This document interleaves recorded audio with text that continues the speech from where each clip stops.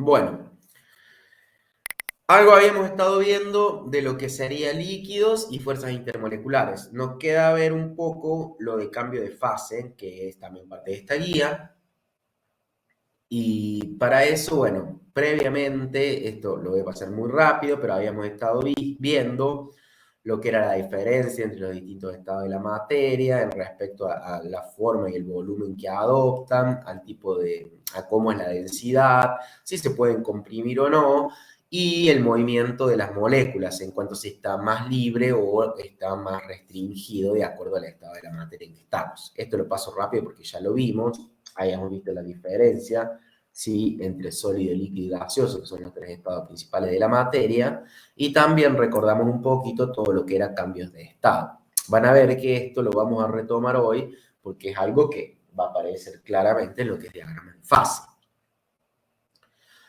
Hicimos una introducción, y después ustedes lo vieron con Sandra, en lo que son las fuerzas intermoleculares. Y en los ejercicios que hicimos, recuerden que lo que hacíamos era también diferenciar primeramente en si eran iones o moléculas neutras para hacer el análisis de las fuerzas. Si hablábamos de iones, en general teníamos la fuerza ion-ion, que era una fuerza de bastante intensidad, ¿no es cierto? Como puede pasar entre un anión y un cation, o la ion dipolo, y también podía haber dipolo inducido. Mientras que en las moléculas neutras hablábamos de la fuerza de Van der Waals, que podían ser la dipolo-dipolo, dipolo-dipolo inducido, y una muy particular y que también relativamente era muy fuerte comparada con las otras, no al nivel de la ion-ion, pero tenía una magnitud bastante interesante y grande, digamos, la magnitud era significativa comparada con una dipolo-dipolo clásica o dipolo-dipolo inducido. Si bien es un tipo especial de dipolo-dipolo, vimos que afecta propiedades de los líquidos, ¿sí? Como va a ser la solubilidad, los puntos de fusión, de ebullición y demás. Y después hablábamos de la fuerza de London. ¿Qué dijimos de la fuerza de dispersión o la fuerza de London? ¿Alguien se acuerda?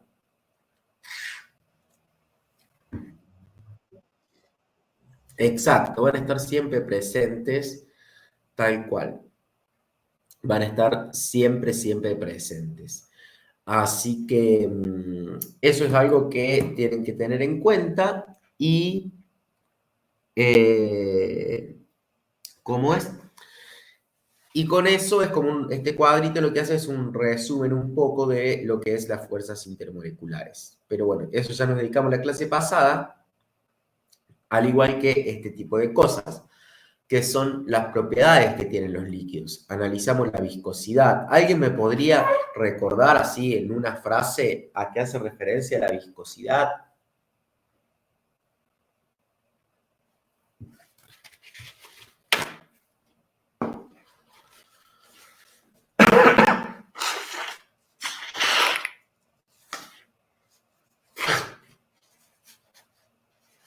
Chicos, los primeros problemas que Era vimos. la resistencia a fluir de los líquidos. Exacto. ¿Y qué pasaba, por ejemplo, con la temperatura?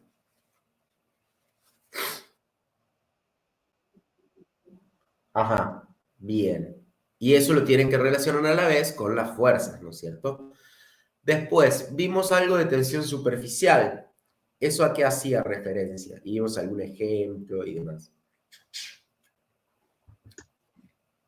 La fuerza elástica que existe en la superficie del líquido. Claro, ahí vimos que podían ser cómo eran las fuerzas y vimos, lo relacionamos con adhesividad, cohesividad, comparamos el caso del mercurio con el vidrio, el agua con el vidrio, vimos el ejemplo de la flor de loto, si yo pongo una gotita, ¿qué pasaba? ¿Sí?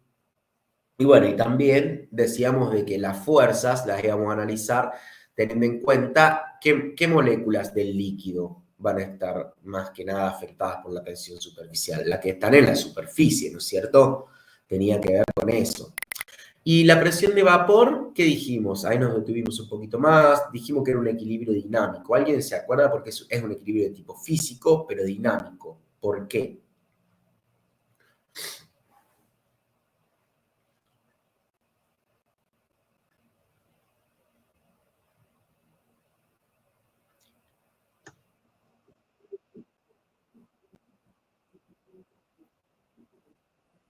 En realidad, ¿qué es lo que se igualaba más que la cantidad? Cuando hablamos de equilibrio dinámico, lo que se igualaba, ¿qué era?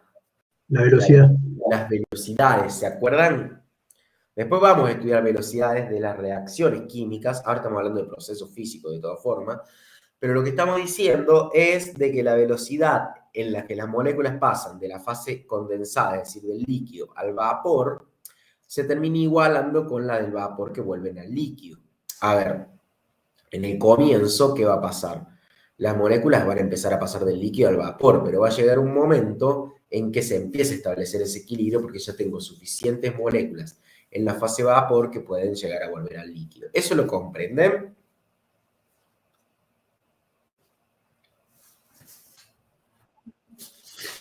Bien, ¿alguna otra cosa? A ver las anotaciones.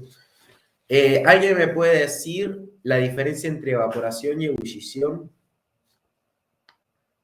¿A quién afecta cada uno? Si bien los dos estamos hablando de cambio de fase líquido-vapor, pero cuando yo hablo de evaporación no es lo mismo que ebullición. Cuando hablo de evaporación, hablo de las moléculas o partículas que están en la superficie. Cuando hablo de ebullición, de todo el cuerpo del líquido. Exacto, ¿no? Porque ¿quiénes se van a poder evaporar? Las que están en la superficie, las que están más abajo, no. Y en cuanto a la dependencia de la presión de vapor con la temperatura, ¿qué pasaba? Si yo aumentaba la temperatura, la presión de vapor aumentaba, a diferencia de lo que pasaba con la viscosidad y la tensión superficial. ¿Y eso se acuerdan por qué? ¿Con qué relacionamos un aumento de temperatura? ¿Qué les pasa a las moléculas cuando yo aumento la temperatura? Con la ruptura de enlaces. Sí, las fuerzas intermoleculares, exacto. La energía cinética. Pero, exacto. O sea, las dos cosas están relacionadas, pero lo que siempre va a pasar cuando yo aumento la temperatura es que las moléculas van a adquirir mayor energía cinética, ¿sí? Que es la energía que está relacionada con el movimiento, mientras que la energía potencial, ¿con qué estaba relacionada? ¿Con un cuerpo que esté en movimiento?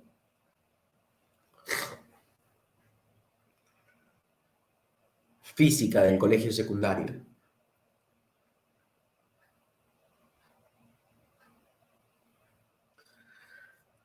A ver, el ejemplo típico que siempre le damos. Si yo pongo una pelotita, la tengo a nivel del suelo, ¿no? En el patio de la casa. Y después tengo la misma pelotita, pero en la punta de la concagua. ¿Cuál tiene mayor energía potencial?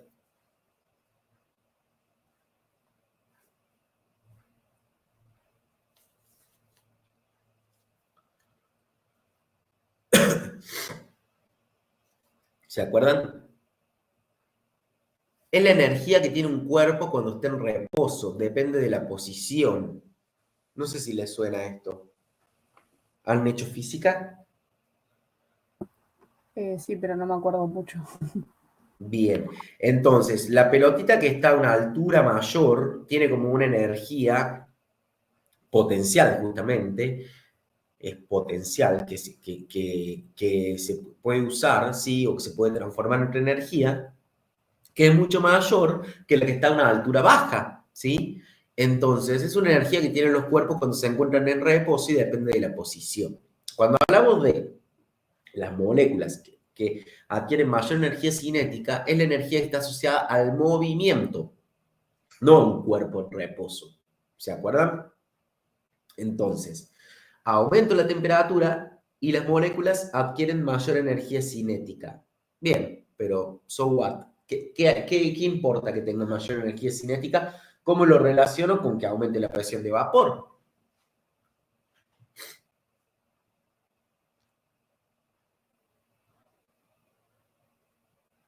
¿Se entiende a dónde voy? Que las partículas van a chocar más contra el recipiente, ¿puede ser? Bueno, las Que aumenta moléculas la velocidad. pueden, pero cuando hablamos de presión de vapor, ¿quiénes van a ser las que potencialmente escapan a de la fase líquida a la fase vapor? ¿Las que están abajo chocando con las paredes del recipiente? A nivel superficial. Entonces, ¿y qué quieren hacer esas moléculas? Recuerden, cuando hablamos de líquidos ya no hablamos tanto de partículas, sino que de moléculas. ¿Qué quieren hacer esas moléculas que están en la superficie del líquido cuando tienen la suficiente energía? ¿Qué van a querer hacer? ¿Pasar de la fase condensada a qué fase?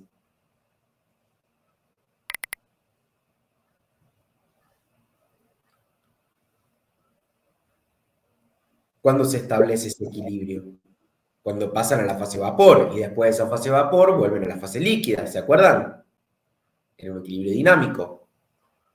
Entonces, si yo le doy más energía cinética porque aumento la temperatura, las moléculas, ¿qué les va a pasar? ¿Van a escapar más fácil o se les va a complicar escapar de la superficie del líquido a la fase vapor? Si tienen más energía.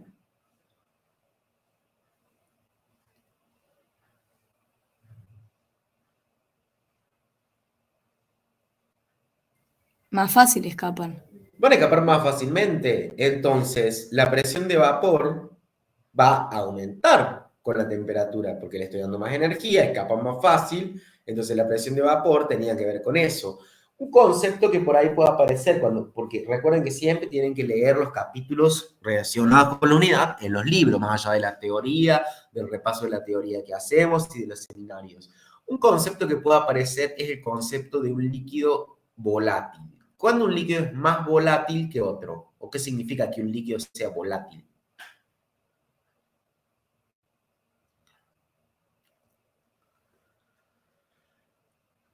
Piénsenlo.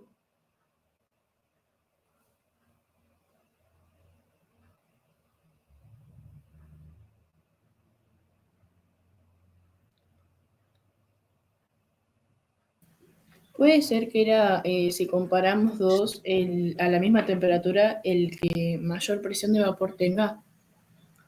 Exacto. Va a ser una medida de alguna forma de la tendencia de esas moléculas, si estamos comparando dos líquidos, un líquido A con un líquido B, a escapar, ¿sí?, del líquido al vapor. O sea que el que tenga mayor presión de vapor a una determinada temperatura, y ahí aparecen una serie de curvas que Sandra les ha mostrado, va a ser más volátil. Es decir, volátil significa, fíjense que es un término que incluso se usa en otras áreas, en otras disciplinas. Dicen, el mercado cambiario o el precio del dólar es muy volátil. Bueno, piénsenlo, cuando escuchan la noticia y dice, el precio del dólar es muy volátil en Argentina, ¿qué significa?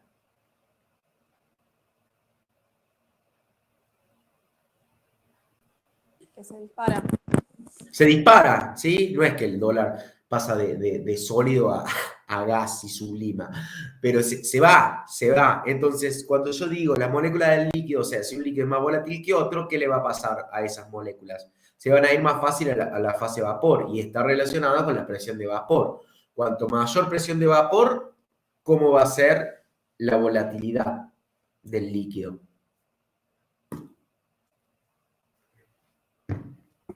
Mayor.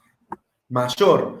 ¿Y cómo va a ser la temperatura de ebullición normal de ese líquido? Menor, puede ser. Menor. ¿Sí? Generalmente en esos gráficos, que seguramente están en todos los libros y que Sandra les ha mostrado también seguramente, se comparan tipo el agua con solventes de tipo orgánico, los cuales tienen a una misma temperatura una presión de vapor mucho más alta, más apreciable, por lo tanto son más volátiles. Entonces, ¿qué pasa? El etanol, el cloroformo y demás, ¿qué ustedes ven? O sea, ¿qué pasa? Son más volátiles que el agua, ¿y qué les va a pasar? O sea, es más fácil que pasen a la fase vapor. ¿Lo comprenden?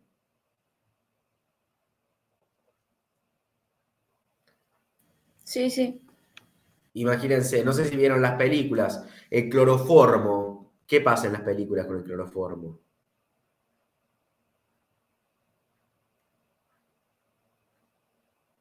Lo untan en un pañuelo, los secuestradores, ¿y qué hacen? Sí, ¿qué hacen? Te agarran el pañuelo, lo untan en cloroformo y te lo ponen directamente en la nariz, en la cara. ¿Y por qué lo duerme? Si yo mojo agua, ¿el agua va a pasar fácilmente a fase vapor a una temperatura ambiente? No. Además de que el agua tampoco tiene efectos como para dormirte, ¿no?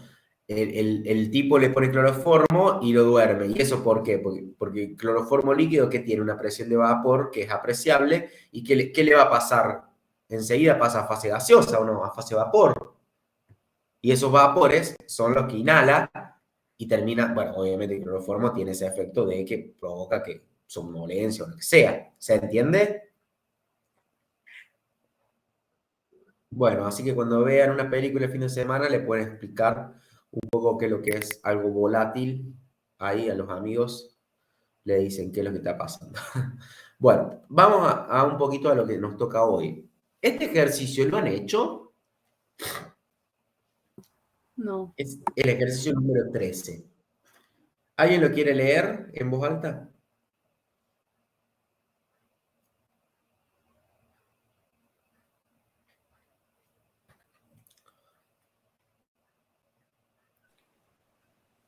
Como resultado de una reacción química, se producen 0,132 gramos de agua y se mantienen en un recipiente cerrado de 525 mililitros de volumen a una temperatura de 50 grados centígrados.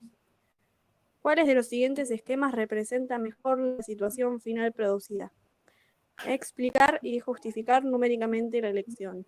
Bien, muchas gracias. A ver, vamos a empezar a hacer lo que hacemos siempre. ¿Qué dato me dice? Me dice que ocurre una reacción química, o sea, acá no vamos a ver la reacción química, no importa cuál es ni nada, simplemente que esa reacción química me generó agua y me da un dato de una masa de agua, ¿verdad? Una masa de agua, obviamente líquida. ¿Qué más me dice? Que el recipiente está cerrado, o sea, esto es como que tiene una tapa acá, ¿no es cierto? En todos los casos, porque son, entienden que tenemos que elegir cuál es el que más, el que representa. ¿Qué más? ¿Qué otro dato me da? La temperatura, La temperatura, el volumen del el recipiente. volumen y no mucho más. Después, veamos cuáles son los casos. A este le vamos a llamar a este le vamos a llamar B, a este C y a este D. ¿Qué pasa en este esquema? Es muy esquemático, pero ¿qué vemos? ¿Qué tendríamos? Y en el primero tenemos un recipiente puro vapor. En el Puro segundo, un vapor, recipiente puro líquido. En el otro puro están líquido. mitad y mitad, y en el último menor líquido que vapor. Exacto. ¿Ven la diferencia? Todo vapor, todo líquido, casi mitad y mitad. Y acá muy poco líquido y casi todo vapor, ¿verdad? Bueno, ¿y ahora? ¿Para dónde disparamos? Como por una cuestión de intuición, yo me inclinaría al último porque la masa de agua es muy pequeña sobre el volumen del recipiente, y Pero, además que no se va a volatilizar el líquido porque el recipiente está cerrado. bueno, no va a salir al ambiente, pero sí puede pasar a la fase de vapor. Ah, bien. Pero se va a quedar Ahora, adentro. claro, lo que vos me estás diciendo está bien el razonamiento y estás eligiendo uno, tenemos de todas formas justificarlo numéricamente, pero voy a decir, la masa es muy pequeña. Bueno, pero no sabemos o sea, está bien, sabemos el volumen del recipiente, pero yo tengo que ver, o sea, tengo que de alguna forma saber cuánto tengo en vapor. ¿Se entiende? Porque lo tengo que ver numéricamente, me pide. ¿A alguien se le ocurre? Gracias, está bien el razonamiento. Ahora vamos a ver si es o no correcto. ¿A alguien se le ocurre otra elección que podría elegir más allá de que todavía no la justifiquemos numéricamente?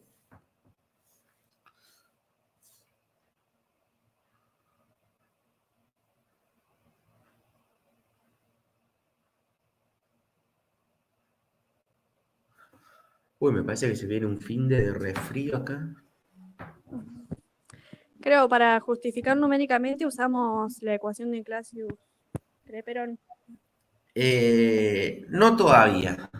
Ah, bueno. Ahora vamos a hacerlo igual. ¿Todos piensan más o menos lo mismo, que podría llegar a ser este? ¿O descartan alguno derecho de que no va a ser alguno de esos?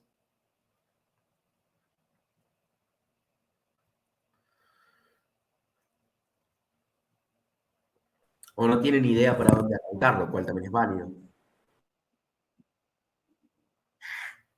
Esto no lo vieron en otros seminarios, ¿verdad? Bueno, o sea que está bien que lo veamos. ¿Quieren que lo veamos o quieren que pasemos a otro? Sí, veámoslo. Bueno, vamos a ver. Tengan ahí esto porque lamentablemente tengo que pasar de diapositiva y no se va a ver ahora esto, pero acuérdense o tenganla ahí a mano. Pri, ¿cómo vamos ahí? ¿Todo bien? ¿Algo para acotar? ¿Algo que hayan preguntado los chicos? Ahí pusieron recién justo, ¿el B se descarta porque es imposible que el recipiente esté lleno de líquido? Es una pregunta de Zoe. Bueno, vamos a verlo. O sea, ya tenemos distintas cosas. Nos inclinamos más por el D, descartamos completamente el B, ¿sí? Ya vamos ahí usando, como alguien dijo muy bien, la intuición, ¿no? Ahora vamos a tratar de ver si la intuición, porque a veces, y eso pasa en la vida, ¿no? A veces yo me guío por la intuición y también me mando cana. Y al final la química solucionaba todo. No, La matemática. lamentablemente hay cosas en la vida que no podemos, o tenemos que tomar la decisión rápido, o no nos podemos poner a hacer cuentas, y hay cosas que por más conocimiento de química, de matemática, de física, de biología que tengan, lamentablemente no nos queda otra que la intuición. Y hay cosas que no dependen de nosotros también, eso es importante tenerlo en cuenta. No podemos hacernos cargo porque no todo depende de nosotros. Pero bueno, vamos a ver. Como siempre, organizamos los datos, ¿sí? Bueno, me daba un volumen, yo lo pasé a litros. ¿Por qué? Porque si vamos a usar, por ejemplo, que tenemos gases, si vamos a usar la ecuación de gas ideal, ustedes saben que trabajábamos con litros. ¿Por qué? Y la temperatura en Kelvin, ¿por qué? La paso de grados centígrados a Kelvin.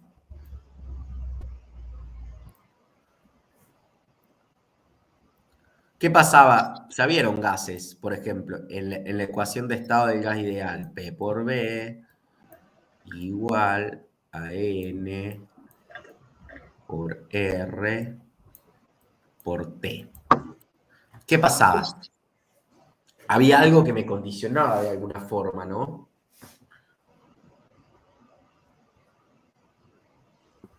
Las unidades de R. ¿Cuáles eran las unidades de R generalmente que usábamos? Tenía un valor de 0,082.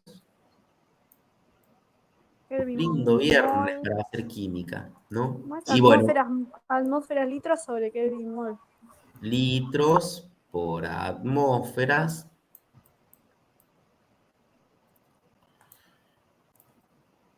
sobre Kelvin mol. Litros es una unidad de volumen, atmósfera de presión, Kelvin de temperatura y mol una unidad de cantidad de sustancia. Bien, entonces yo fíjense que ya voy previendo que puedo llegar a tener que usar eso, o ya que vengo haciendo la guía de gases y siempre venía haciendo eso. ¿Qué pasa? Lo paso a litros. Esto ustedes la tienen re clara, pasar de mililitros a litros.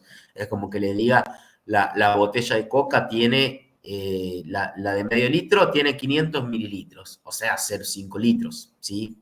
1000 mililitros, 1 litro. Y la temperatura le sumás 273, que es la escala de los Kelvin para llegar a Kelvin, ¿no es cierto? El 0 grados centígrados es 273 Kelvin. ¿Estamos de acuerdo?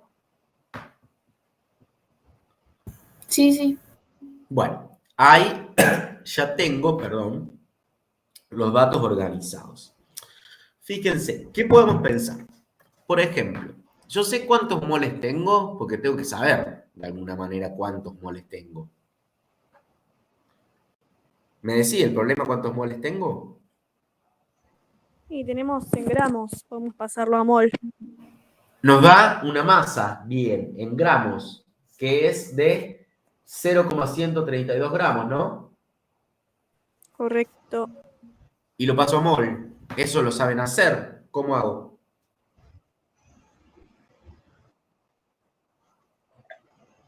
¿Todos de acuerdo? Sí. Eso es, ¿no? Y me queda este número de moles. Bien, generalmente está mejor hablar en moles, así que lo vamos a tener en cuenta.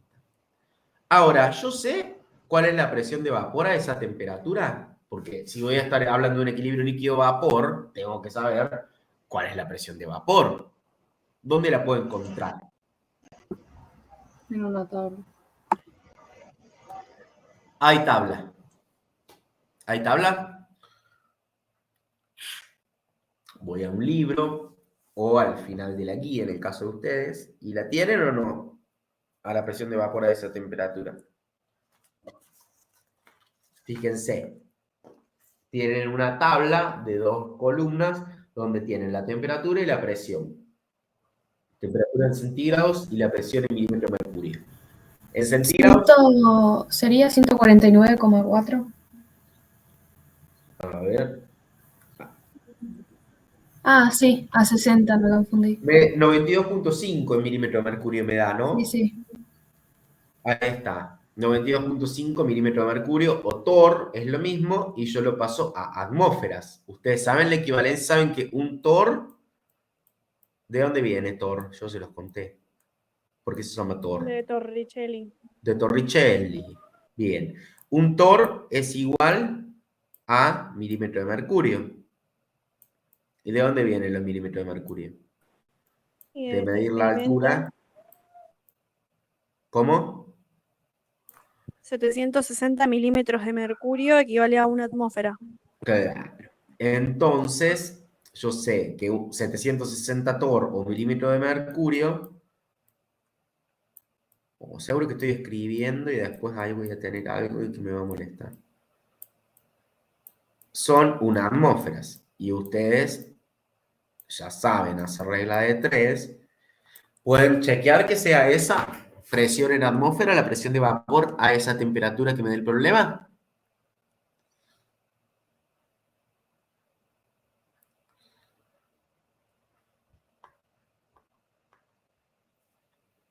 ¿Van Sí, siguiendo? está bien. Sí, está bien. ¿Van siguiendo Sí, lo que yo estamos sí. haciendo? Bien.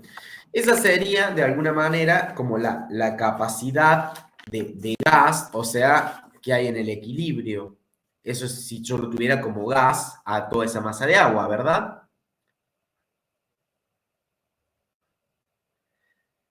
O sea, esa es la capacidad que tengo de tener el gas, pues se lo pongo entre comillas, porque es como una forma de decirlo, en el equilibrio.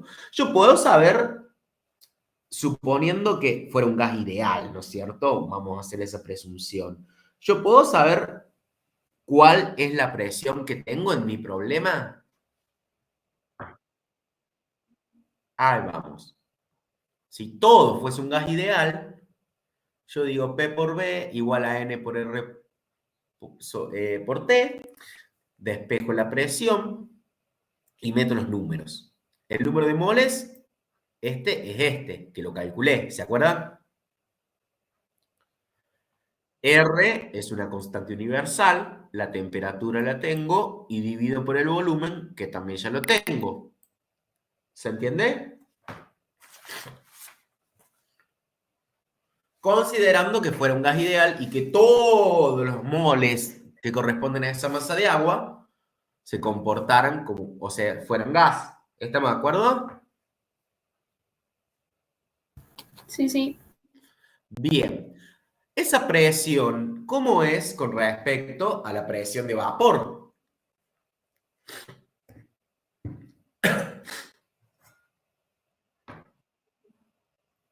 Mayor, es como 3 veces más. Entonces, yo tengo que descartar la opción A que me daba.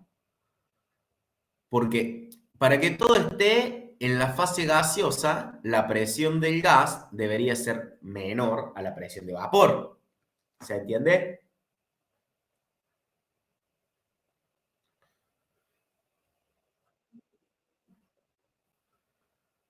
Pero la presión del gas es mayor a la presión de vapor. O sea que la opción A, como alguien dijo, alguien ya la había descartado, ¿se acuerdan?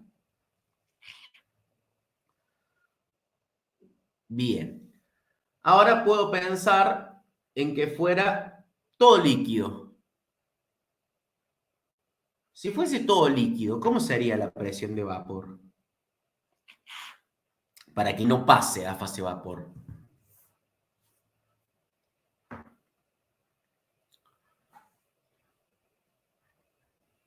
Tendría una presión de vapor casi nula. ¿Se entiende?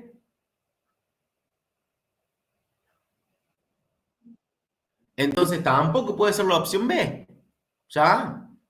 Se está poniendo contenta ahí la que dijo que podía ser la D, porque ya sabe que ya descartamos dos y no es la...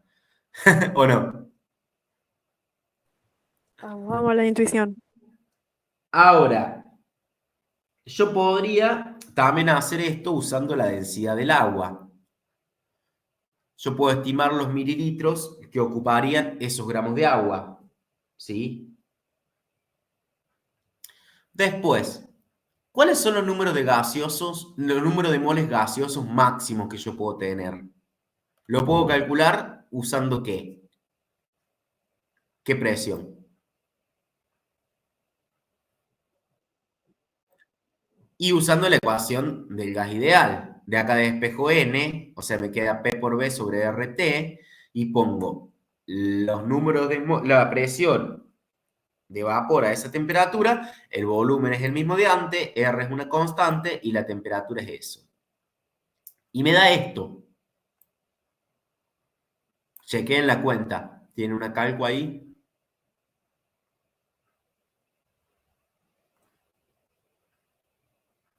Sí, me dio igual. Eso sería como el máximo, porque esa es la presión de vapor. El máximo de número de moles gaseosos que yo podría tener. Porque justamente, ¿qué presión estoy usando? La de presión de vapor. Y los números de moles líquidos, yo lo podría sacar si conozco el número máximo de moles gaseosos y el número de moles que yo tenía originalmente. Exacto. ¿Cómo hago? Yo tengo los gaseosos, bueno, lo pasé a masa, es lo mismo, y después puedo restar las masas, ¿no?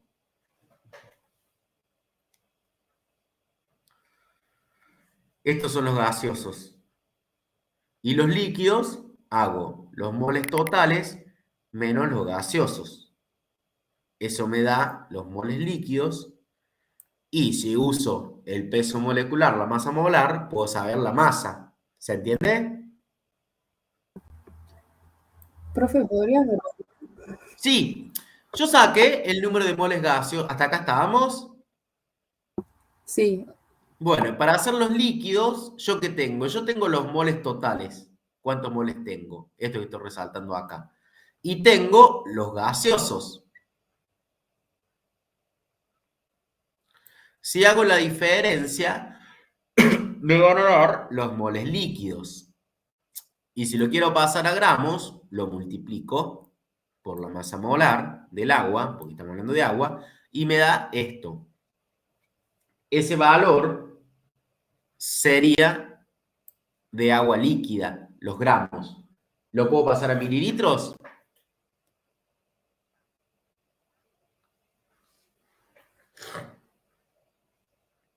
Porque si es agua líquida, hablarlo en gramos, no sé si está muy bueno.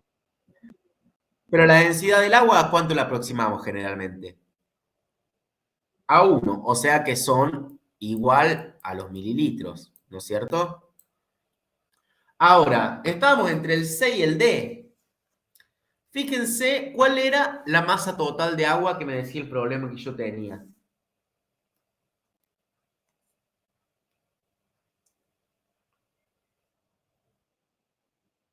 ¿Y cuánto tengo de agua líquida?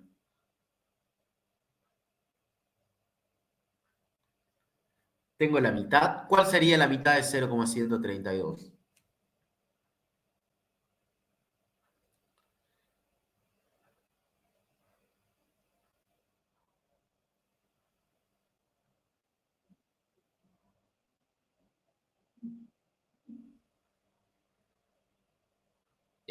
Sí, exacto. Entonces, esto que yo tengo de, de volumen de agua líquida, en realidad, respecto al volumen del recipiente. Fíjense que el recipiente era 525 mililitros. ¿Representa la mitad del recipiente?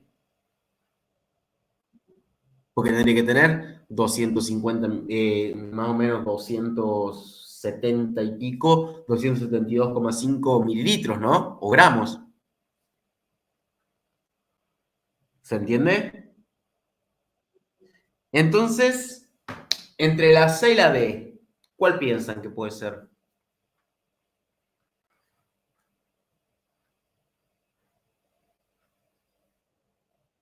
La D. Y ahí hay una festejando que le valió la intuición, como dijo Shakira, era que decía. ¿Se entiende cómo resolvimos este problema? ¿Cómo lo justificamos? El resto, chicos, Sí, yo también. ¿les sirve? ¿Lo habían pensado así? Algunas cosas, fíjense que las fueron diciendo ustedes, no es que yo se lo resolví. Yo lo fui guiando. Priscila, Sí. No bien, nadie. ¿algo para contar? No, muy claro. Bueno, ¿quieren que pase de diapositiva? Igual tengo que ir al baño, así que se los dejo ahí por si quieren chequear algo y vengo en un segundo, ¿sí?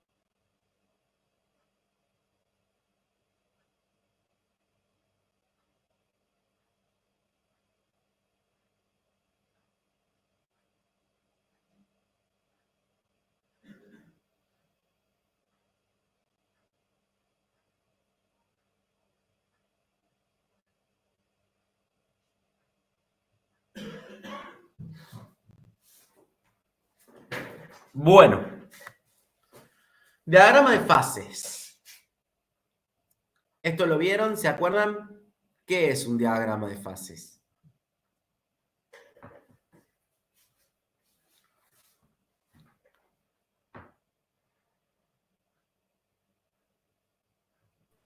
Bueno, ahí creo que podemos ver específicamente en qué puntos cambia de estado el agua. Bueno, no solo el agua, ¿no? Ah, bueno, cualquier sustancia. Bien. Entonces, fíjense, es un diagrama bidimensional donde ¿qué tenemos en el eje Y? ¿Qué se grafica? Si bien acá está cualitativo, lo puedo hacer cuantitativo. Este es el eje Y. ¿Qué grafico en el eje Y y qué grafico en el eje X? En el I la presión y en el X la temperatura. Perfecto. ¿Y yo qué puedo ver en este diagrama? Los distintos estados, ¿sí? O fases en las que se puede encontrar. Fíjense, tengo el sólido, tengo el líquido y tengo el gas o el vapor. ¿Qué significa esta línea, por ejemplo.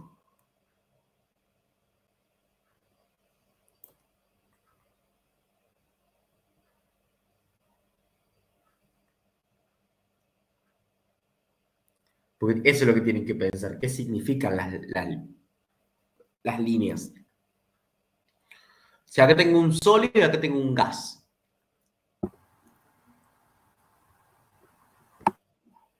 Fíjense que les puede ayudar a ver esto. Sería como un límite, tipo si pasa a la otra parte, ponele, de sólido pasa la línea, es un gas. ¿Entendés? Ajá. Es como una frontera. Ajá, muy bien. El Eso sí, equilibrio muestra. equilibrio, ahí está. Lo que estaba diciendo la compañera está bien, pero la palabra es el equilibrio, ¿sí? ¿Qué equilibrio representa toda esta línea? El equilibrio sólido, Sólido vapor gaseoso. o sólido gas. Fíjense que si yo voy de acá para acá, ¿qué aparece? El proceso de sublimación a una determinada presión, ¿no? Y si aparece de acá para acá, la deposición, son los cambios de estado, ¿se acuerdan? Ahora, entonces a lo largo de toda esta línea tengo el equilibrio sólido-vapor, sólido-gas. Esta otra línea,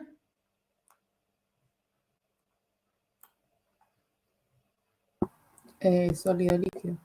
el equilibrio sólido-líquido, donde algo se va a estar fundiendo o se va a estar congelando, solidificando, ¿verdad?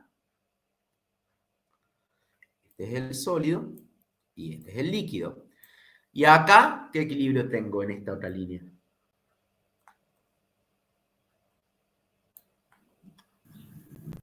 Líquido, gas. Líquido gas o líquido vapor, ¿sí? ¿Qué equilibrio veíamos acá? ¿Qué fenómeno asociábamos en el equilibrio líquido vapor que estuvimos estudiando?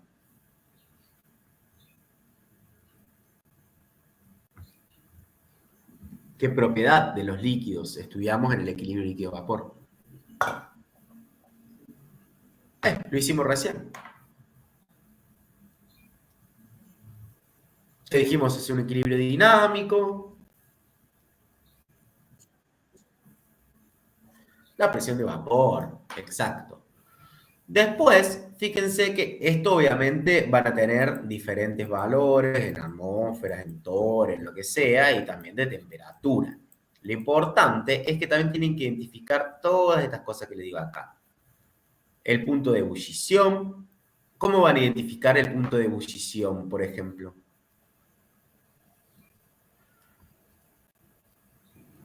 Va a Es ser a a una atmósfera, moverte por el gráfico hasta que pasa de líquido a gas. ¿Se entiende? Yo me voy a centrar, ¿sí? A una atmósfera, por ejemplo, supongamos que esta es una atmósfera y acá pasa de líquido a gas. Esta temperatura me va a estar indicando el punto de ebullición, que es lo que está marcado acá en C. ¿Se entiende? Sí. Después voy a tener el punto de fusión, que va a estar acá, o sea, depende del diagrama. Y el punto, después voy a tener, ¿qué es esto que está acá marcado en A? Que se llama punto triple. El punto donde conectan los tres estados. ¿Y ahí qué tengo? Tengo las tres fases en equilibrio. Es el equilibrio entre las tres fases, sólido, líquido y vapor. ¿Sí? Y se llama punto triple. Y después acá tienen marcado uno que se llama punto crítico. ¿Lo vieron con Sandra? Sí. ¿Qué significa en el equilibrio líquido-vapor este punto crítico? ¿Qué representa? Cuando yo paso ese punto, ¿qué va a pasar? ¿No es un punto en el que no podés distinguir las dos fases? Pasan a ser indistinguibles la fase líquida de la fase vapor, exacto. Porque yo tengo una determinada temperatura que corresponde a ese punto crítico, que la extrapolo y la veo acá, Y lo que me está diciendo es que a esa temperatura, que todas las sustancias van a tener una temperatura crítica, por encima de la cual el gas ya no lo puedo licuar. ¿Sí? Si estoy en gas, no lo puedo licuar. Entonces, de alguna forma, la fase gaseosa no se puede licuar y eso quiere decir que es la temperatura más alta en la cual una sustancia va a poder existir en forma líquida. ¿Sí? O sea, arriba de esa temperatura no puedo distinguir entre el líquido y el vapor. Simplemente voy a decir que existe un fluido, pero fluido puede ser el líquido o el vapor. ¿Se entiende lo que dijo la compañera, que no los puedo distinguir? Les recomiendo que, ya le voy a dar una tareita extra sobre esto. Sandra le subió también un ejercicio adicional de equilibrio de fases, pero que ustedes tienen que ser capaces de definir y de distinguir en un diagrama de fases todas estas cosas: el punto crítico, el punto triple, el equilibrio, el punto de fusión y el punto de ebullición. Algo que van a ver es que no todos los diagramas son iguales. Fíjense, este es el diagrama de fases para el agua. Este es el diagrama de fases para el CO2, el dióxido de carbono. Y este es el diagrama de fases para el azufre. Fíjense, si bien todos representan la presión, bueno, en uno están en atmósfera, en otro están en torr, y toda la temperatura, ¿qué diferencias se encuentran? Tómense 2 minutos y fíjense.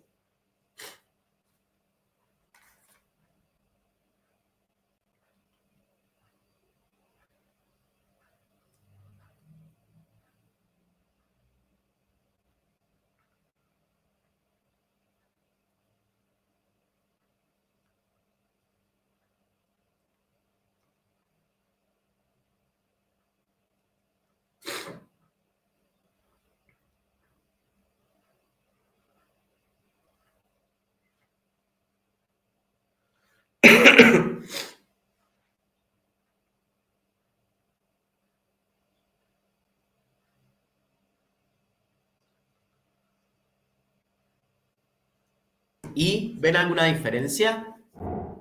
Vamos con estos dos primeros, el agua y el CO2.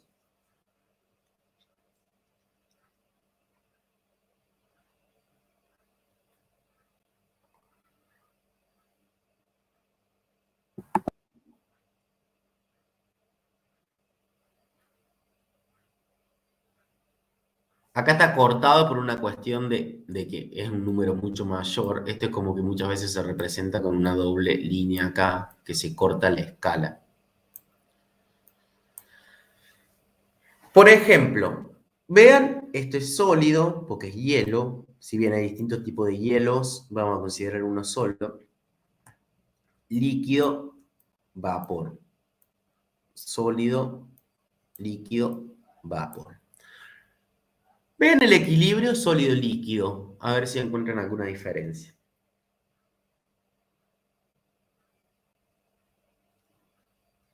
¿Dónde está el equilibrio sólido-líquido en el diagrama de fases del agua?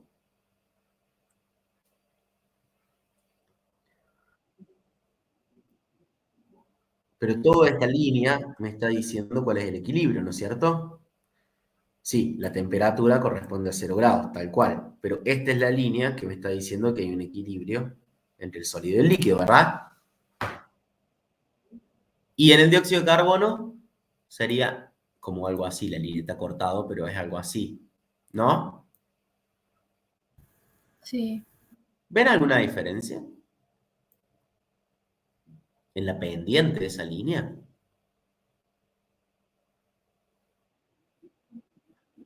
Sí, la del agua es negativa. Generalmente las pendientes son positivas, pero en el diagrama de fase del agua vemos que es negativa. ¿Alguien podría decir por qué?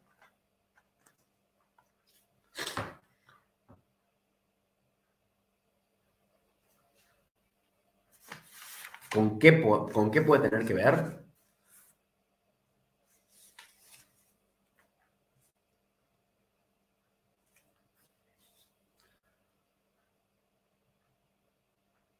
tiene que ver con cómo, eso después lo van a ver en química inorgánica otra vez, pero con cómo se acomodan las moléculas en la fase sólida, es decir, cuando tienen hielo, y en la fase líquida.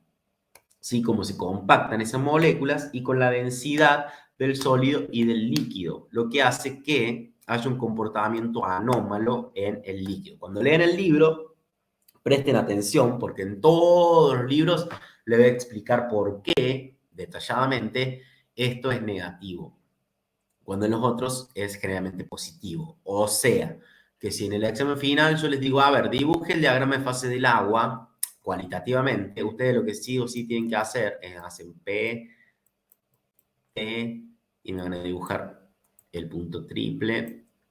Acá me voy a poner, esta es la fase vapor, esta es la fase líquida y esta es la fase sólida. Lo que yo voy a querer que me digan sí o sí, que es que la pendiente esta es negativa, mientras que para cualquier otra sustancia en general es positiva. ¿Se entiende? Tiene que ver con la presión y cómo va a cambiar, ¿sí? El ordenamiento en la fase líquida y en la fase sólida. Y en el caso del azufre, que ven que hay un montón de tipos de azufre, esto no lo vamos a estudiar nosotros acá, pero por ejemplo pueden ver que hay dos fases sólidas, entonces pueden tener azufre, que va a ser azufre 6, azufre 8, va a ser rómbico, monoclínico, bla, bla, bla.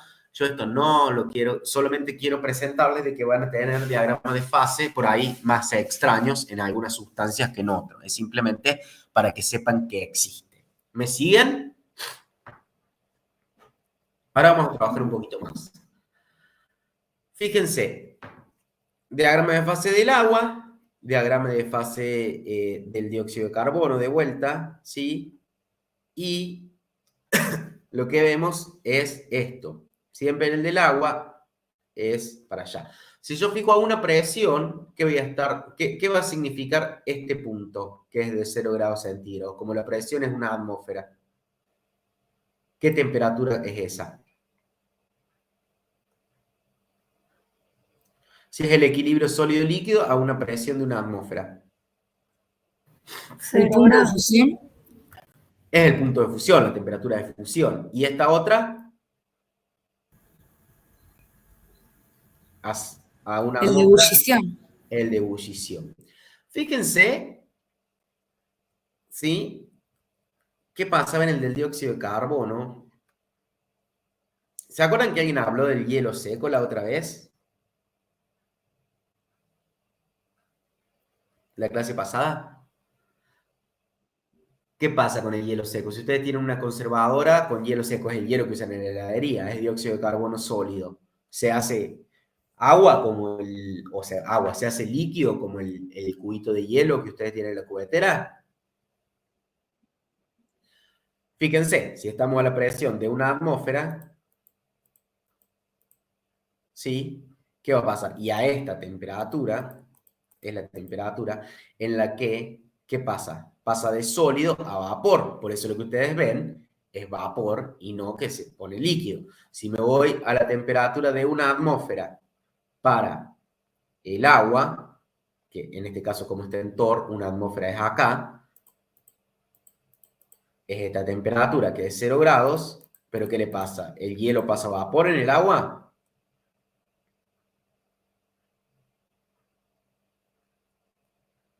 No, es una fusión de sólido a líquido, mientras que acá, ¿qué pasaba? Era el otro proceso, que si ustedes ven los procesos que ya vimos, pasaba de sólido a gaseoso. ¿Cómo se llama ese proceso? Mientras que el agua pasaba de sólido a líquido. En un caso hablamos de fusión y en el caso del hielo seco hablamos de sublimación. ¿Lo ven en el diagrama de fases? Acá paso de sólido, es el equilibrio sólido-vapor. Y acá es el equilibrio sólido-líquido. Lo que pasa es que lo veo acá porque tengo en TOR, o sea que son 760, y en atmósfera es 1, pero es lo mismo. ¿Lo ven? Sí. Sí, sí. ¿Les queda claro? Bien, ahí tienen más ejemplos. Y ahora quiero que pensemos este ejercicio. Tómense 3 minutos, 4, y traten de ver si todas las sustancias que existen van a tener un punto de ebullición normal, un punto de fusión normal y una temperatura crítica. ¿Sí o no? ¿Y por qué? En 3 minutos 4 lo controlamos. Es el ejercicio 10 de la guía.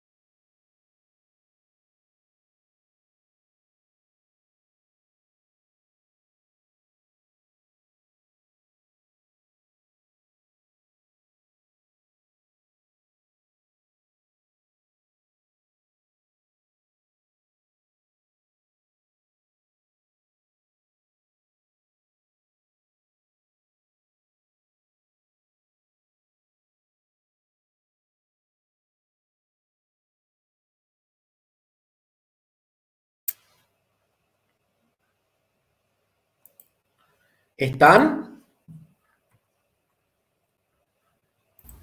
Sí. ¿Pensaron?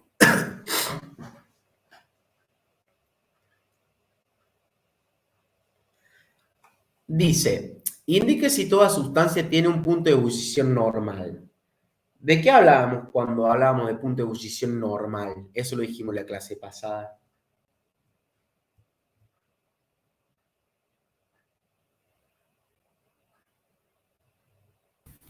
A una atmósfera, ¿no es? A una atmósfera. Bien. Entonces, ¿todas las sustancias van a tener un punto de ebullición normal? No. No. Por ejemplo, el dióxido de carbono. Exacto. Solo cuando esa transición ocurre a una atmósfera. ¿Se entiende? La sustancia va a tener un punto de ebullición normal si la transición líquido-vapor ocurre a la presión de una atmósfera. ¿Qué pasa con el punto de fusión normal? Lo mismo. Lo mismo. No todas las sustancias lo van a tener. Solo cuando la transición, en este caso, ¿qué transición es? Sólido a líquido. Sólido-líquido, ¿ocurre a qué presión?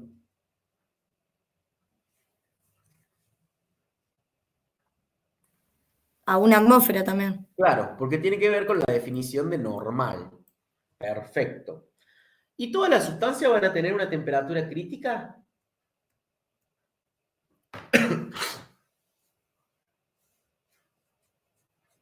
Dijimos que no. Dijimos que no. ¿Y acá?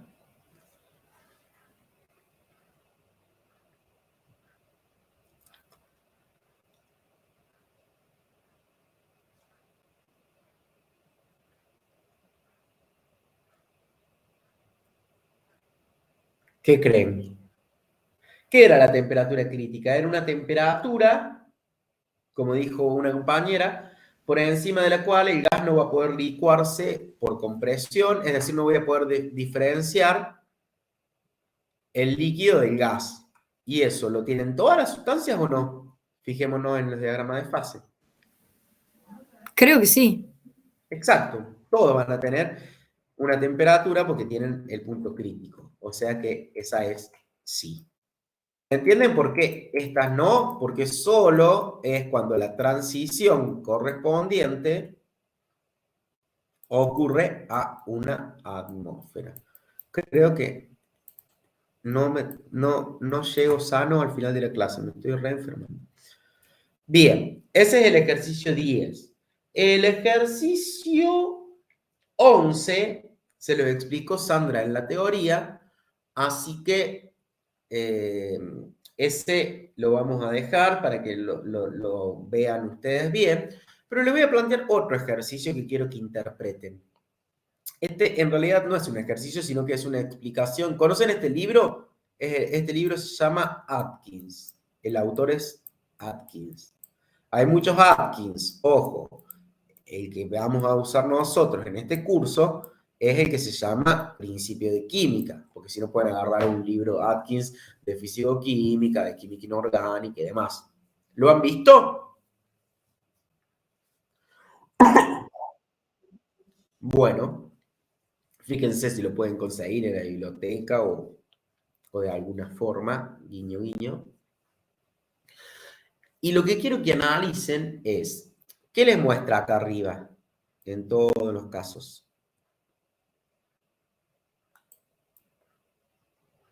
Diagrama de fase. Sólido, líquido, vapor. Esto todo es igual. Sólido, líquido, vapor.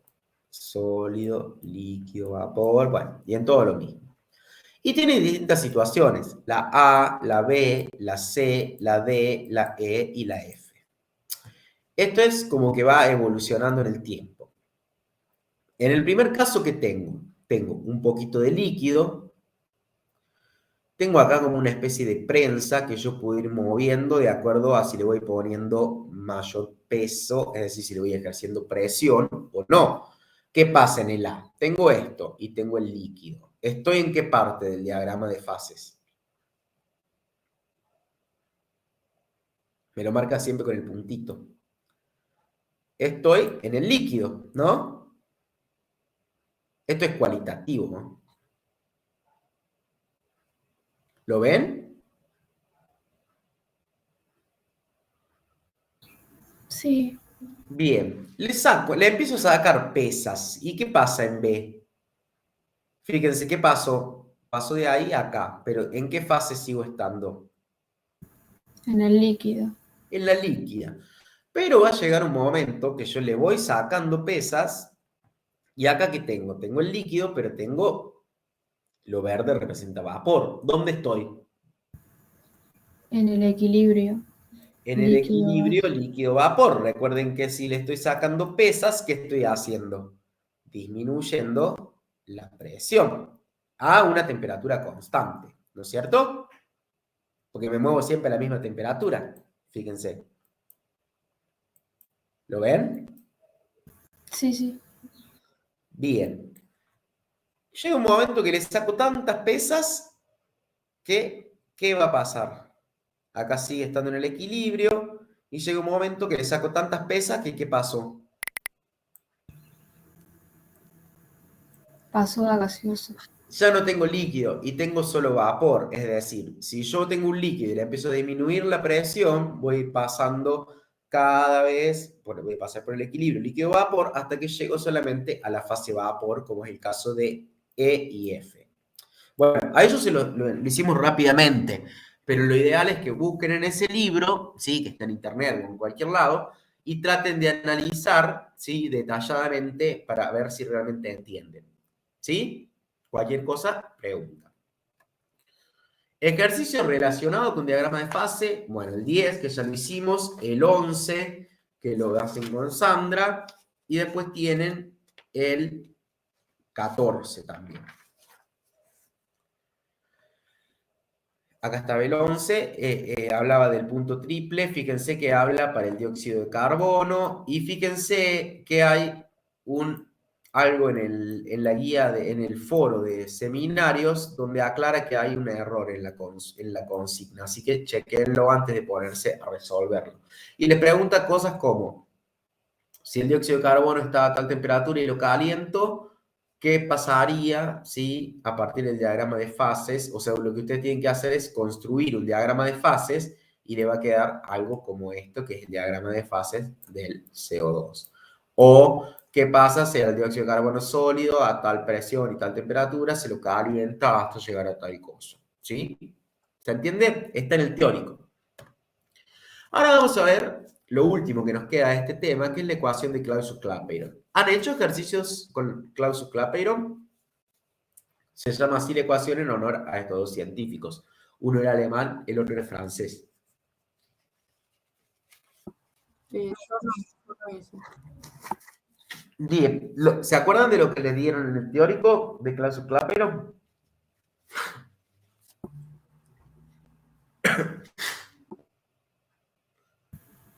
Sí, ¿Qué le dijeron?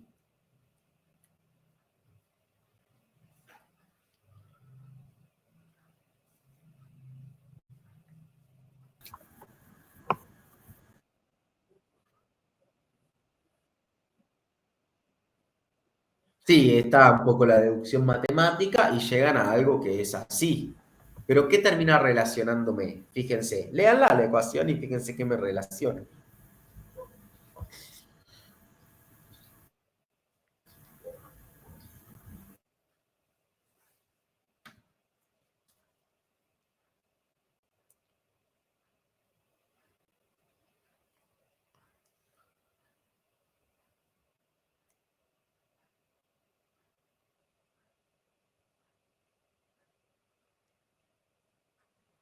Chicos, ¿qué dice acá? Relaciona la presión de vapor, Exacto. la temperatura. Con la temperatura. Después, bueno, Y lo relaciona en forma logarítmico, van a ver que ustedes lo pueden linealizar. Esto es una constante que sale del proceso de la integración, no le vamos a dar pelota por ahora. R, que es una constante. ¿Y esto? la entalpía de Exacto. vaporización. La entalpía de vaporización. Por ahora lo vamos a tomar como que es un dato y que la entalpía de vaporización es independiente de la temperatura, o sea que si yo tengo la entalpía, el delta H de vaporización, solamente que va con el signo negativo acá, de una sustancia, va a ser la misma para diferentes temperaturas y ya cuando vean termodinámica vamos a ver calores y demás y vamos a tener delta H de fusión, de vaporización y demás. Por ahora nos vamos a quedar con esto, ¿sí? Entonces, básicamente, me está relacionando, si esto yo lo pudiera conocer, porque lo conozco generalmente, o lo puedo calcular, y estos son constantes, me relaciona la dependencia de la presión de vapor con la temperatura. Fíjense que tiene la forma de una ecuación lineal, logarítmica, pero esto es Y y esto es A por X más B. Entonces, ¿ustedes qué graficarían si tienen esto?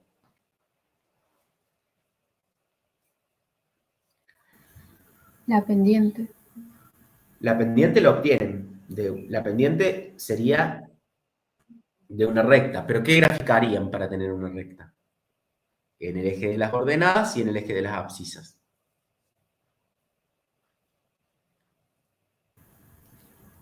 La presión de vapor y la temperatura. Exacto. Si ustedes grafican la presión de vapor, en logaritmo en realidad de la presión de vapor, versus 1 sobre la temperatura, este es el eje Y, este es el eje X, van a tener la variación de la presión de vapor con la temperatura.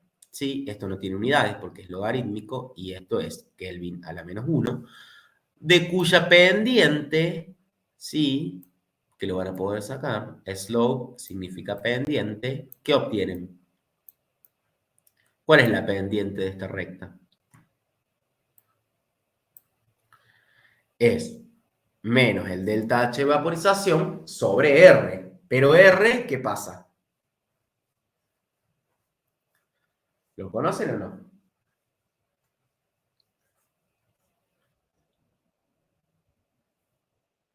Es una constante. dependiendo de las unidades con las que esté trabajando, yo puedo conocer el valor y ¿qué puedo despejar? El delta H. ¿Se entiende? Que esto lo pueden hacer en el laboratorio, medir distintas presiones de vapor en función de los cambios de temperatura y obtener para una sustancia determinada, ¿sí? Según el sistema que ustedes tengan, cuál es la entalpía de vaporización de esa sustancia. ¿Lo comprenden?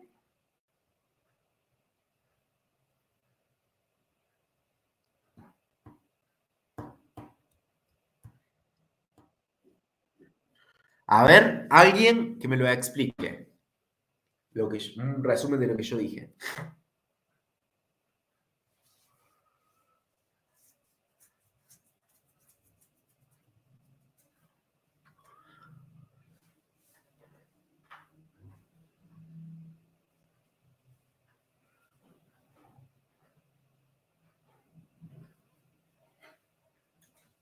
¿Y alguien me puede explicar un poquito lo de la ecuación de Clausius-Clapeyron y qué puedo graficar para ver qué puedo obtener? Alguien que no sea PRI.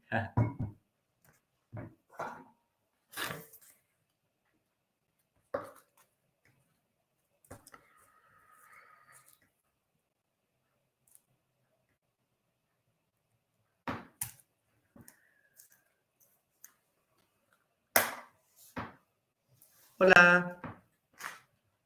¿Hay alguien ahí?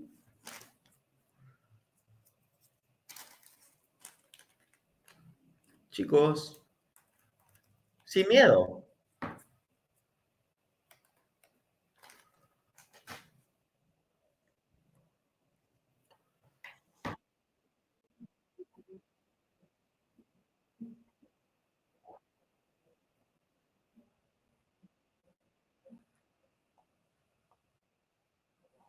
Exacto. Porque está linealizada y de esa línea recta tiene una pendiente que yo puedo sacar. Ustedes saben que la pendiente, ¿qué es? ¿Cómo se saca una pendiente? Delta I sobre delta X, ¿no es cierto? Y de esa pendiente, ¿qué sacan? Un valor termodinámico, que ya vamos a ver que es importante. Ese valor que representa el delta H de vaporización. ¿Sí? ¿Entienden para qué se usa? Bueno. También, fíjense que ahí tengo la misma ecuación, pero ¿cuál es la diferencia?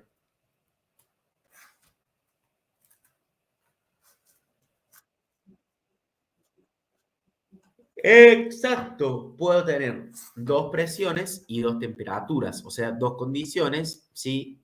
Y yo puedo, por ejemplo, si yo conozco el delta H para una y conozco las dos presiones, o conozco una presión, pero tengo dos temperaturas distintas, puedo calcular la otra presión, que es mi incógnita. Eso lo puedo usar para el equilibrio gas-líquido, o sea, líquido-vapor. En ese caso voy a hablar de un delta H o una entalpía de vaporización. Y si estoy hablando del equilibrio gas-sólido, ¿de qué delta H voy a estar hablando? ¿Qué pasa cuando un sólido pasa a fase vapor sin pasar por el estado líquido?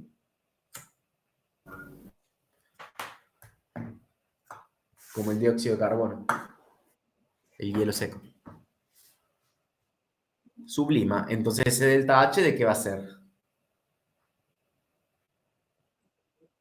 Muy bien. Ahora veamos con un ejercicio. Fíjense el ejercicio 15 de la guía.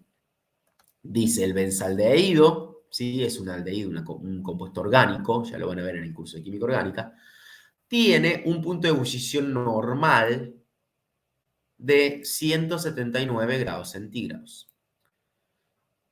¿Sí? No lo hicieron este problema, ¿verdad?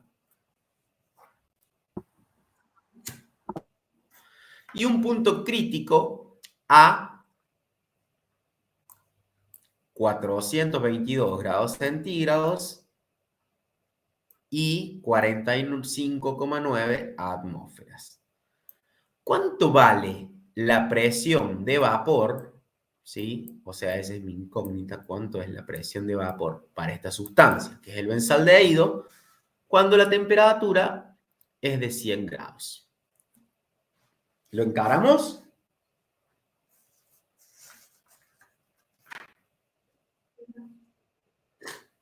Bien. ¿Qué se les ocurre hacer?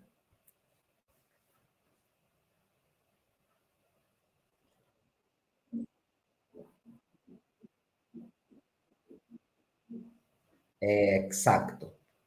¿Qué puedo hacer? Tengo una temperatura, que es la de 179, ¿sí? ¿Y por qué pongo presión en una atmósfera si nunca me dijo que era una atmósfera la presión? Porque es normal. ¿Lo ven, chicos? Sí, Y tengo una temperatura 2. Fíjense que las paso a Kelvin, ¿sí? Pero esto ustedes saben hacerlo. O sea, para que me queden en Kelvin. Y una presión 2, que la tengo ya en atmósferas. ¿Lo ven? Bien. Y alguien dijo, esa es la de punto crítico. Y alguien dijo de usar esta ecuación, ¿o no? ¿Era eso lo que decías? Muy bien. ¿Cómo hago? Identifico qué datos tengo y cuál es mi incógnita. Tengo la presión 1, una atmósfera. Tengo la presión 2, 45,9. Fíjense que acá es la temperatura 2 menos la 1, porque puse la P2 menos la P1. Lo puedo poner al revés también. Pero sean cuidadosos con eso. La temperatura 2, ¿la tengo? La 1, R, conozco el valor. ¿Y de acá qué voy a sacar? ¿Y es lo que me pide el ejercicio?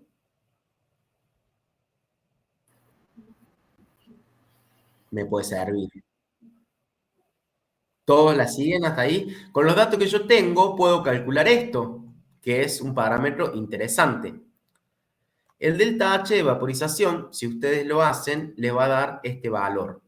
Lo que tienen que tener en cuenta es que acá R usamos otro valor para R. ¿Se acuerdan que tiene distintos valores la constante? No sé si Sandra les habló, pero el que tienen que usar acá en este tipo de ejercicios es el que no es en calorías, sino en Joule sobre Kelvin mol, que es 8,314 Joule, que es una unidad de energía, sobre Kelvin mol. ¿Sí? ¿Estamos de acuerdo? Hagan eso y fíjense que realmente les dé ese valor y que yo no esté metiendo la pata.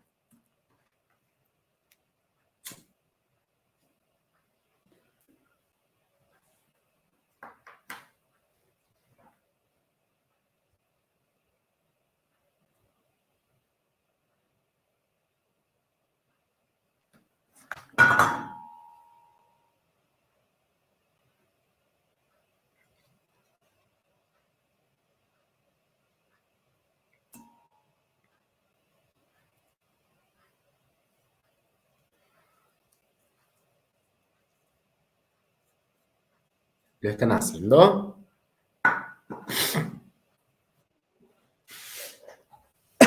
Y les da eso.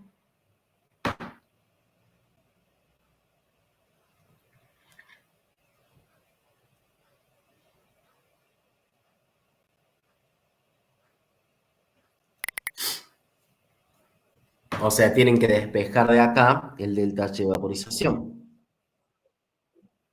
¿Está chequeado? Bien. ¿Y ahora qué puedo hacer? Porque a mí me pregunta, ¿cuánto vale la presión de vapor del benzaldehído a esta temperatura? Es como que sería una condición 3, ¿verdad?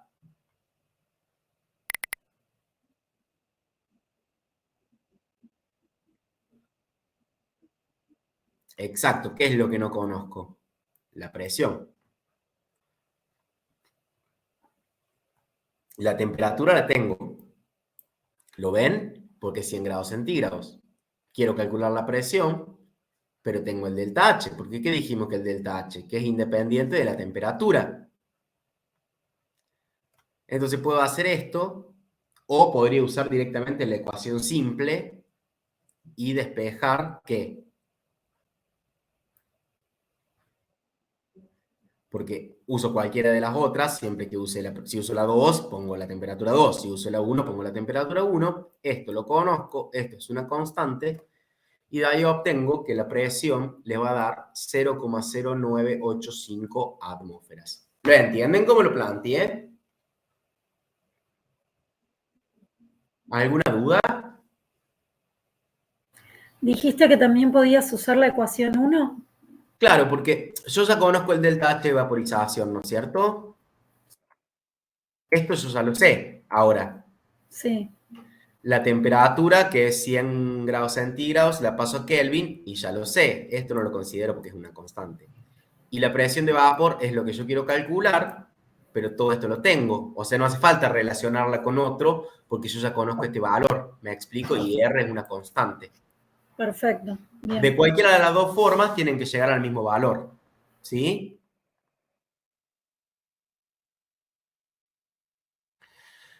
Bien. Ahora viene el ejercicio 16, que básicamente aplica los mismos conceptos, pero es muy interesante porque les habla, si leemos la consigna, y con esto ya vamos terminando la clase de hoy, les habla, el calor de vaporización del agua es, y me da el delta H de vaporización en calorías sobre gramos, tanto. En el punto de ebullición normal, muchas bacterias pueden sobrevivir porque forman esporas. Sin embargo, la mayor parte de ellas mueren a 120 grados centígrados. Por lo tanto, se usan unos dispositivos como este, que acá yo les pongo un video donde lo que ustedes pueden ver, porque no voy a tener tiempo ahora de explicarles cómo funciona, copien ese link, cómo funciona un autoclave, en 8 minutos se lo explica perfecto, ¿sí? Que es este aparato. Y lo que permite hacer es esterilizar, porque me permite alcanzar la temperatura de ebullición del agua, ¿sí? En 120 grados centígrados, ¿sí? Porque aumento la presión. Entonces, lo que hago es poder esterilizar, es decir, matar las bacterias. Es muy usado en el campo de la microbiología, obviamente, para esterilizar el material. ¿Alguna vez vieron una olla a vapor? ¿Una olla a presión? Sí. Funciona igual. ¿Cuál es la onda de usar una olla a presión para hervir las verduras? ¿Y por qué se va a cocinar más rápido?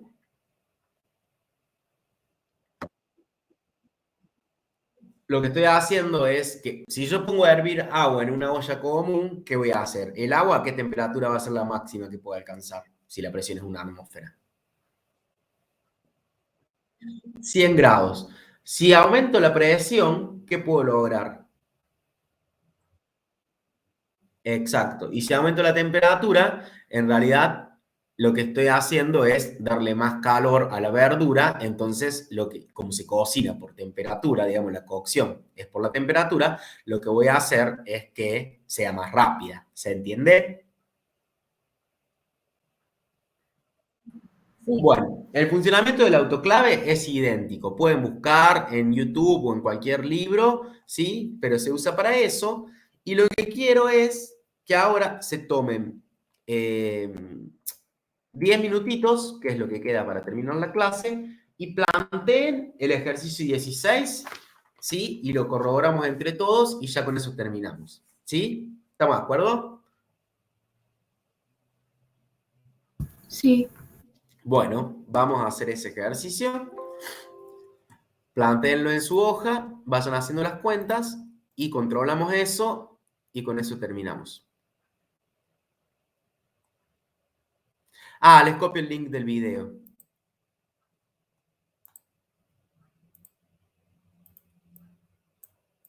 Es uno que yo vi y que me gustó. Hay un montón seguro. Ahí se los puse en el chat. Bueno, 10 minutitos, a las y 20 lo controlamos.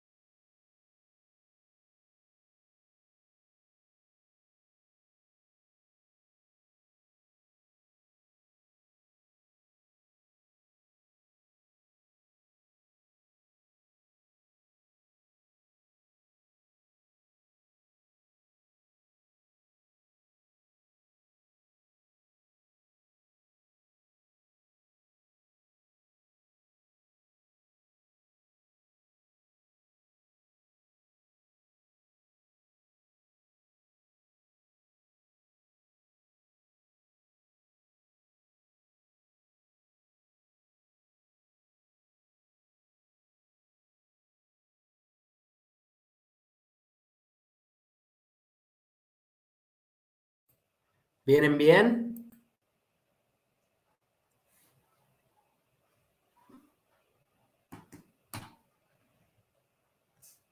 Chicos.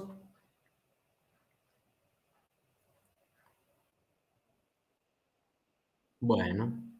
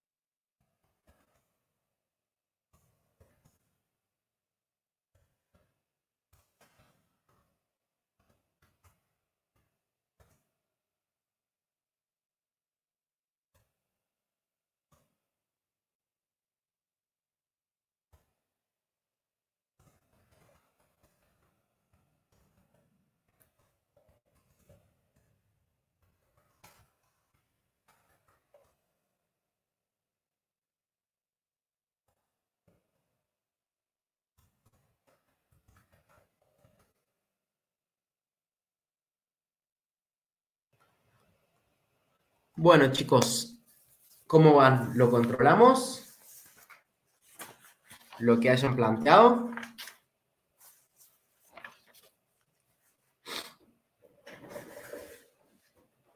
¿O quieren un ratito más?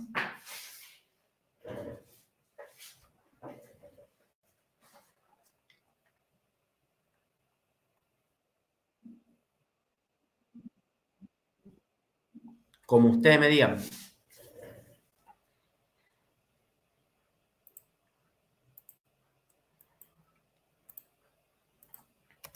¿Qué dicen?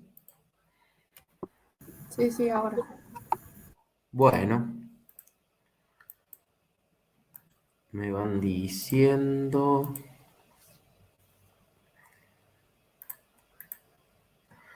Tenemos, ¿qué decía? Alguien que lo vaya leyendo y vamos anotando los datos.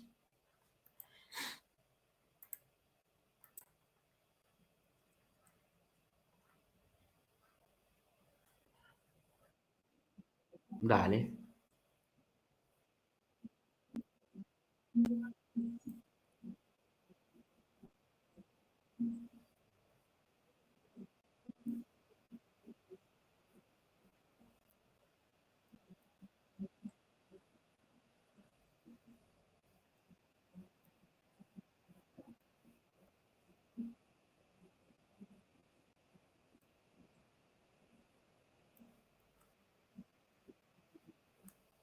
Bien.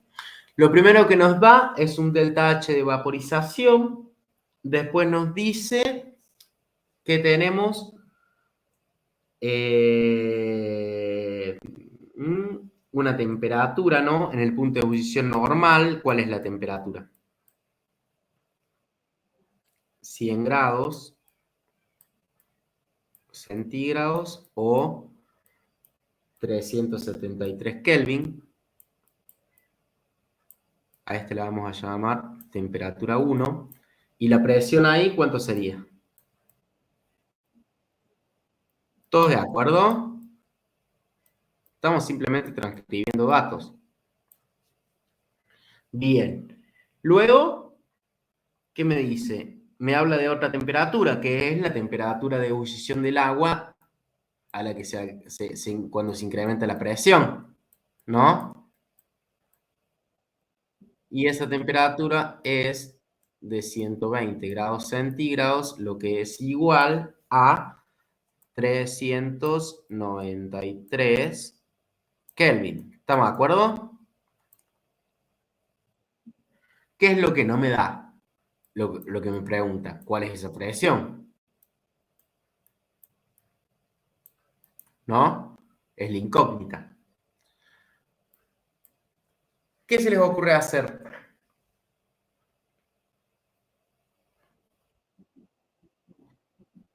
La ecuación de Clausius-Clapeyron sería, para relacionar dos temperaturas y dos presiones, sería algo así, ¿no? El logaritmo natural de P2 sobre P1 es igual a menos el delta H de vaporización sobre R por 1 sobre T2 menos 1 sobre T1, ¿verdad? Esta es la ecuación que vamos a usar. Ahora, el delta H vaporización, yo debería pasarlos a las unidades adecuadas, porque R dijimos que lo íbamos a usar con el valor de 8,314 Joule sobre mol Kelvin, ¿no? Y yo tengo calorías sobre gramos. ¿Cómo puedo pasar? Primero tengo que pasar esos gramos, pasarlo a calorías sobre mol, ¿no? De calorías sobre gramos. Voy escribiendo ahí en lo blanco porque se ve mejor. Lo voy a pasar a calorías sobre mol. Y después, ¿a qué le voy a pasar? No me sirven calorías porque tengo otra unidad de energía. A Joule sobre mol. ¿Se entiende? ¿Eso lo hicieron?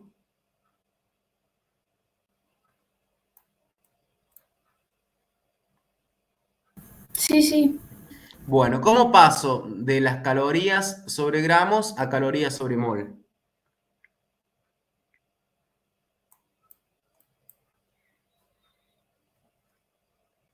Si es agua.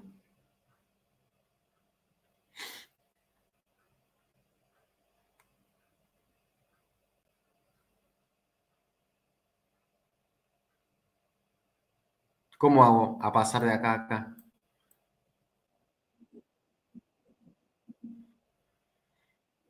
en realidad multiplicar, porque si vos fijate que vos tenés calorías sobre gramos y me tiene que quedar calorías sobre mol, yo voy a tener que simplificar los gramos. ¿Y cuántos gramos es un mol? 18. Si yo multiplico por 18 ese valor que tengo, se me van los gramos y me quedan calorías por mol, ¿no?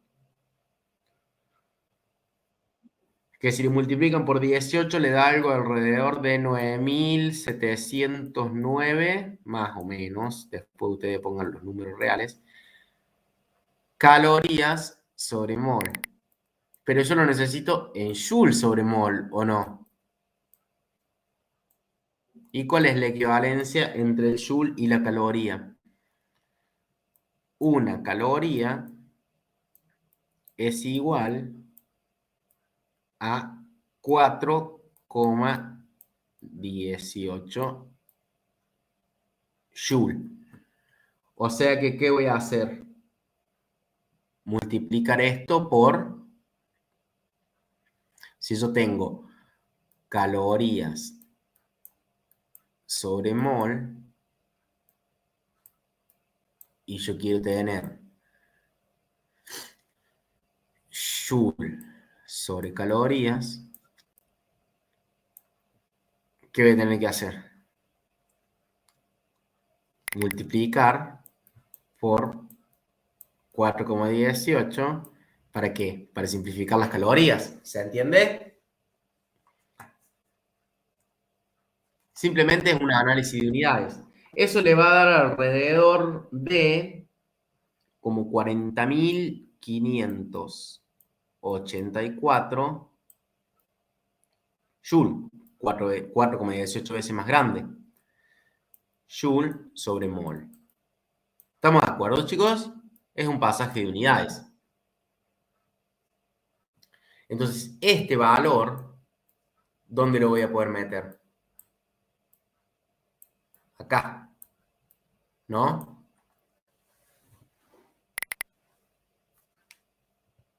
¿Me siguen? Sí. Bueno, y ahora resolvemos. ¿Qué es lo que yo voy a tener que despejar? La presión 2. O sea, fíjense, o sea, yo tengo que despejar la presión 2, o sea que me va a quedar, si despejo, me va a quedar todo esto, y acá voy a tener que pasar, si tengo el logaritmo, ¿cómo me saco el logaritmo?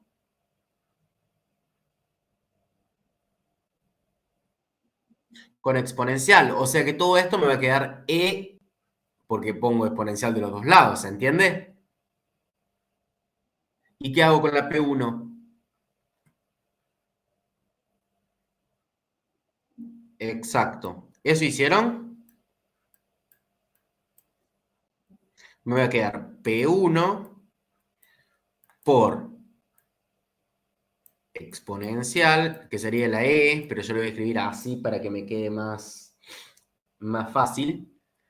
¿Y qué voy a poner a la exponencial? Todo esto que tengo acá, menos delta H de vaporización en sus unidades correspondientes, sobre R por 1 sobre T2 menos 1 sobre T1 y cierro el paréntesis porque todo eso está elevado. Entonces, ahora veo si puedo reemplazar. ¿Conozco P1? Sí, una atmósfera. Una atmósfera. Recuerden que esto es la E en la calculadora, ¿se acuerdan?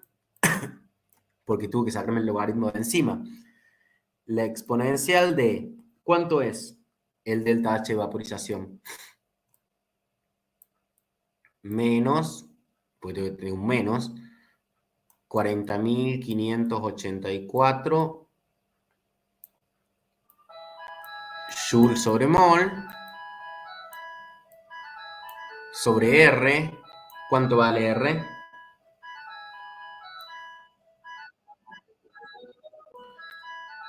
8,314 joule sobre mol Kelvin por 1 sobre T2, ¿cuánto es? 393 Kelvin. Perdonen, pero me está sonando el teléfono, eso se va a callar. Menos 1 sobre T1, que es, no se calla más, 373 Kelvin. Fíjense las unidades. ¿En qué me tiene que dar la presión 2? Bien, acá se va a ir Joule sobre mol, y me queda 1 sobre Kelvin. Y esto, voy a estar 1 sobre Kelvin y 1 sobre Kelvin, o sea que cuando haga todo, se me van a ir los Kelvin, ¿verdad? O sea que me va a quedar en atmósfera. Resuelvan eso y fíjense cuánto les da la presión 2. Les va a dar un valor, como dijeron ustedes, en atmósferas.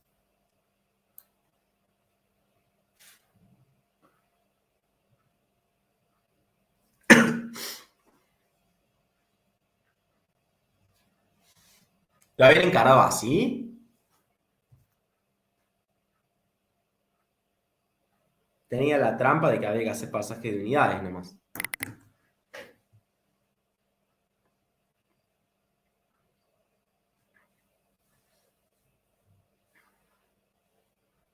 ¿Cuánto les da?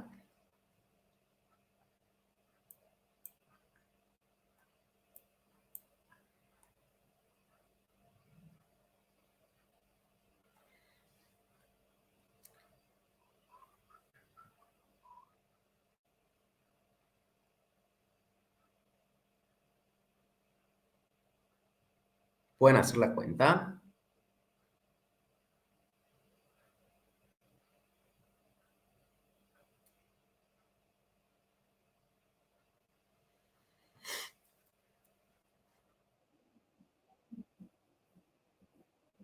Tenés que hacer 1 sobre 393, ese cociente, y restarle 1 sobre 373.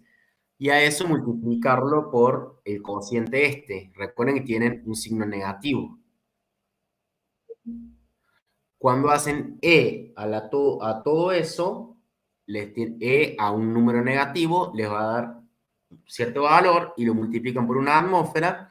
Y según lo que yo tengo, me da 1,95 atmósferas. Después chequen las cuentas de última si quieren. Pero eso es lo que le debería dar. Esa presión, ¿te dio lo mismo? Sí. Bueno, no quedó como mentiroso. Después, al que le da otra cosa, chequee las cuentas. Por ahí metí mal el dedo en la calcu. Profe, ¿cómo hiciste con el exponencial? Porque me salta syntax error y no sé cómo hacer. No, es que lo que tienen que hacer ahí es, no hagan todo el choclo junto. Hagan primero esto, 1 sobre 393, menos, siempre pongan los paréntesis que corresponden, 1 sobre 373.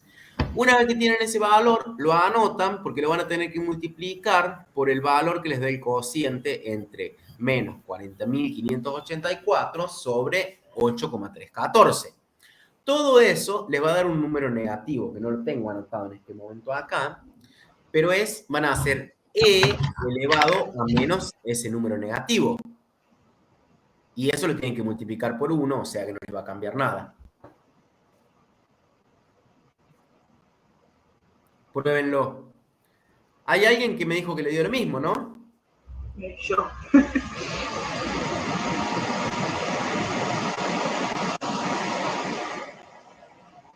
Bueno, después prueban, pero cualquier cosa me preguntan, pero debería darles. Siempre tienen que respetar los paréntesis y los términos, porque si no les va a dar. Y vayan haciendo como por parte, más allá de que pierdan algún decimal en el camino, porque si ponen todo junto y se olviden un paréntesis, le va a dar cualquier cosa. Fíjense, les da un valor que es de 1,95 atmósferas. ¿Es razonable? Si la presión a una atmósfera es una atmósfera a 100 grados centígrados. Yo aumento la temperatura. Esa presión, que es la que opera el autoclave, ¿va a ser mayor o menor a 1? Está bien, es razonable, ¿no? De esa forma, puedo matar las bacterias porque llego a 120 grados centígrados. Vayan a la tabla que tienen al final de la guía. Y busquen Profe, yo hice, ¿Qué? que yo hice algo, pero, o sea, me dio el mismo resultado, pero obviamente no está bien porque no empleo todos los datos. ¿Qué dato? Fue no ver empleé? la tabla y dije, bueno, si en 120 centígrados hay 1489,1 milímetros de mercurio, y tipo lo pasé a atmósferas y me dio el mismo Claro, eso es lo resultado. que quiero que hagan ahora, simplemente para corroborar, pero cómo se resuelve el ejercicio es con Clapeyron. Lo que Claro, quiero es claro. que ahora vayan a la tabla y hagan lo que hiciste vos. Si se fijan, a 120 grados centígrados, la presión de vapor del agua, que es la temperatura a la que va a operar el autoclave, es de 1489,1 milímetros de mercurio. Si eso lo divido por 760, porque hago la regla de 3, ¿cuánto te dio en atmósferas? 1,95, ¿no? Sí, O sí. 1,9 por ahí. Entonces, ¿qué me da la pauta? Vos hiciste, lo que hiciste fue corroborar. Está bien, pero lo que tienen que hacer es todo esto para saber que entendieron la ecuación de Clapeyron, ¿sí? Sí, sí. ¿Alguna duda con esto? Por mi parte, no. Bueno, entonces me